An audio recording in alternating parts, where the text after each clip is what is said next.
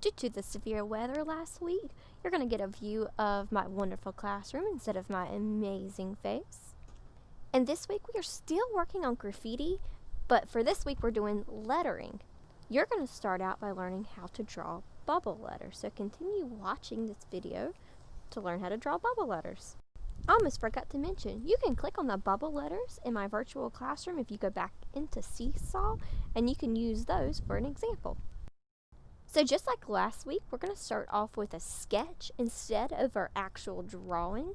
So I'm going to use the pencil tool. It does not matter what size, and it does not matter what color. In fact, I actually like to choose a different color for my sketch. So later on, I can tell what is my sketch and what is my drawing. It also does not matter what word or words you choose as long as they're school appropriate.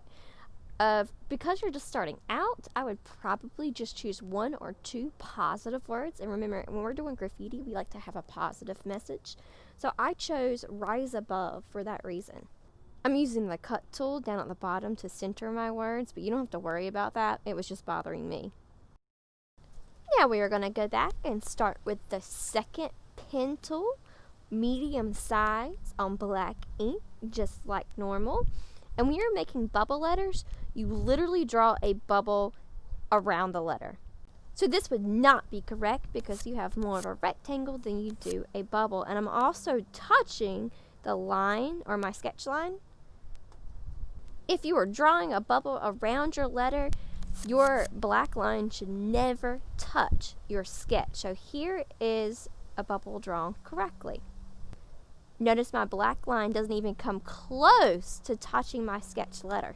Then I'm going to erase my sketch, and I'll see what's missing. So here the only thing that's missing is the little opening inside the R, and because we're drawing bubble letters, I'm making my opening very tiny. Now we're going to move to the I and do the same thing. Remember, we're drawing a bubble around the whole letter. It's okay if it touches your other letters. In fact, it looks better when your letters are touching. Now we're erasing the sketch, and now you can tell nothing is missing. You're going to follow this technique for all of your letters, no matter what they are, including letters that look more complicated like S. You're just going to draw your bubble around them, erase the sketch, and see what's missing. If you try to erase your sketch and you find out that you're erasing part of your drawing too, it's probably because your letters are too skinny or the drawing is too close to your sketch lines. You need to give your letters some body. They need to have some meat on their bones because they're bubble letters, not skinny letters. A and R seem to be hard letters for everyone, so make sure that you are not drawing yours like this. This is not a bubble letter. You're following your sketch lines instead of drawing a shape around your letter. Also, if you make a mistake, use the undo button instead of the eraser tool so you don't accidentally erase your sketch like I did.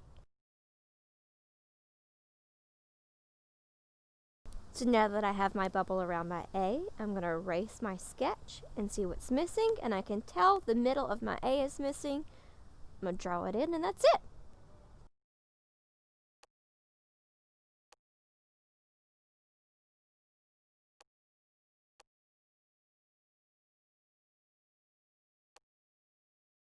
So this is all I'm looking for, but you can still choose the color in your letters. But before you do that, make sure you save it first, just in case you make a mistake. So click the 3 little dots, the box with the arrow pointing out, and then save image. So this time I'm using the paint roller tool, so I can just tap and fill in my colors. I'm going to make sure I'm on the bottom square or the most amount of color. I'm going to choose a light blue here, and then because my shapes are completely closed in, or my letters are closed in shapes, I can just tap in the middle and fill them in. You can also choose to stop at this point, or you can keep going on. You can save your image again, and then we can open up a new page. In our new page, we're going to bring back in the same drawing.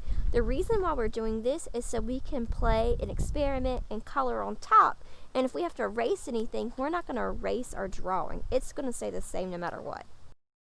So I'm going to fast forward through these next couple of steps because you can color yours however you would like.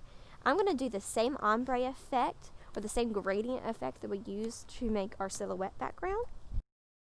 So I'm going to go ahead and start layering my paint.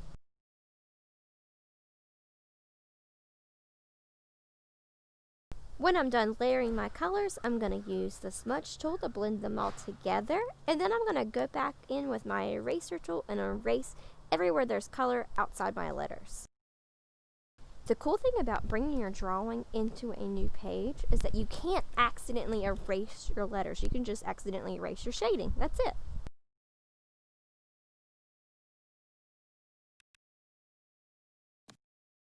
Now I'm using the same tool, but just with white ink, and I'm going to go back in and add some highlights, and I think this actually makes them look like bubbles, at least bubbles from SpongeBob. Remember, I am just looking for your bubble letters, the actual lines. You don't have to color yours in, and if you do decide to color yours in, you don't have to do it in the same way that I did. When you're done, upload it to Seesaw.